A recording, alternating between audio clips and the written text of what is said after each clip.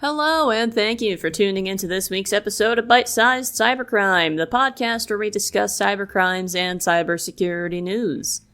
This week we will be discussing a really interesting new attack type and malware that is kind of like a modern version of wire fraud and ATM fraud combined. I've not really seen anything quite like this, so let's just get right into it. You may be familiar with Tap to Pay. Modern credit cards have it, and you just tap on a certain spot on a payment terminal, and boom, you've paid. No games with inserting the chip and having to remove with specific timing, or swiping, which is a really unsecured data transfer method. Even places besides grocery stores have adopted Tap to Pay. Coffee shops and even small vendors I see at craft fairs have little Tap to Pay terminals. And what's even better, let's say you forget your wallet at home. You can just use Google or Apple Pay with a Tap to Pay terminal, saving you some embarrassment and a trip back home. Google Pay has definitely saved me a couple times, and it works through a technology called NFC.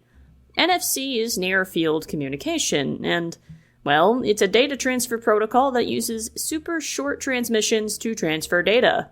NFC can be used for a lot. I actually have an NFC ring that opens my LinkedIn that I wear to networking events.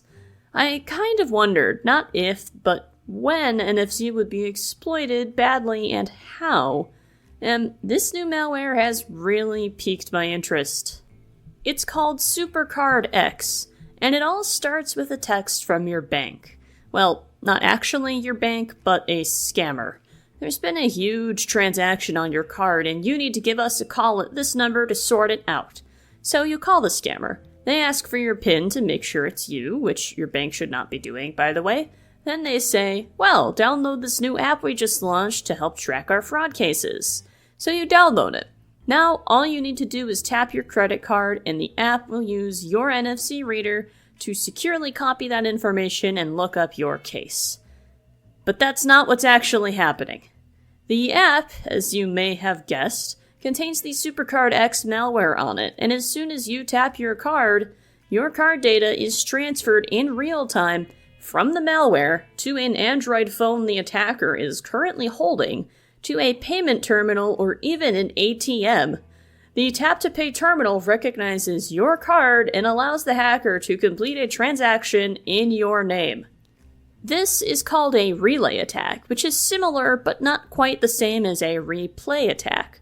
Replay attacks are a type of cyber attack where a hacker captures a signal, let's say from your key fob to your car as you try to unlock it from a distance.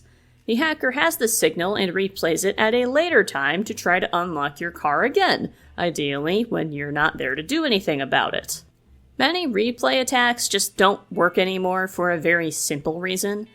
Something called rolling code was introduced, and that means a secret code is moved on to a different one. So the data transfer is slightly different every time. Your card sees the replayed code and goes, yeah, this isn't the code we're using anymore. This is an old one, and it won't unlock. It's similar with bank cards. However, this is a relay attack, not a replay attack. A relay attack is pretty similar, but it doesn't save that signal. The signal is intercepted by the hacker and instantly passed on, so the code is still valid. This is kind of like if you're playing a game of laser tag and you shoot at your opponent who decided to cheat and they hold up a mirror which reflects your laser and manages to perfectly hit one of your allies. Your intended target is not hit and is controlled by the hacker. And since you're probably occupied by this big case of fraud you're trying to solve, you probably won't even notice the actual case of fraud happening. Even though this is bad, it's actually super cool and reveals an interesting trend that cyber attacks are going towards a more real-time, instantaneous direction.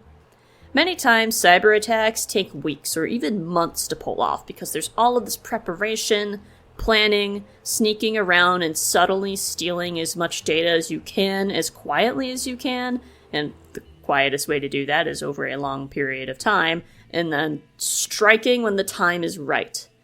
This is something else. It's brazen, it's bold, and it's hard to detect.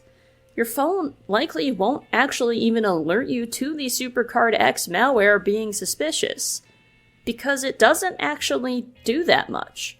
It captures NFC data, but it doesn't really need a lot of permission to do this. It's not asking to get admin access to your phone or anything, so it likely won't really have any red flags, at least immediately. Though I will say, now that it's been formally discovered, of course, there's databases that are keeping track of the code it uses, and it will likely be able to be detected in the next security update on your devices. But is there anything you can do about this malware? Well, if there's a weird bank transaction and you get a text about it, don't call whatever number is in the text. Go to your bank's website and call that number, or call the number on your credit card. Another thing I strongly recommend is turn on notifications for any transactions you get over $0. I did this, and not only has it alerted me to a payment I did not make, but it has also made me more conscious of my spending habits and allowed me to catch a couple subscriptions I was paying for but not actually using. Thank you, Xbox Live Gold. If you've already been duped by this malware, of course, dispute the charge with your bank immediately and explain what happened. You will very, very likely be refunded the full amount with few questions asked. Thank you for tuning into this week's episode of Bite-Sized Cybercrime. I hope you found this story as interesting as I did. I love hearing about new forms of malware and how people are managing to hack things. Yeah, it's scary, but it helps me protect myself, and it's just interesting to see what new creative strategies people come up with. But I'd like to give another thanks to Dark Reading the Hacker News and InfoSecurity Magazine for information on this new malware. My name is Chloe Tonis, and until next time, stay secure.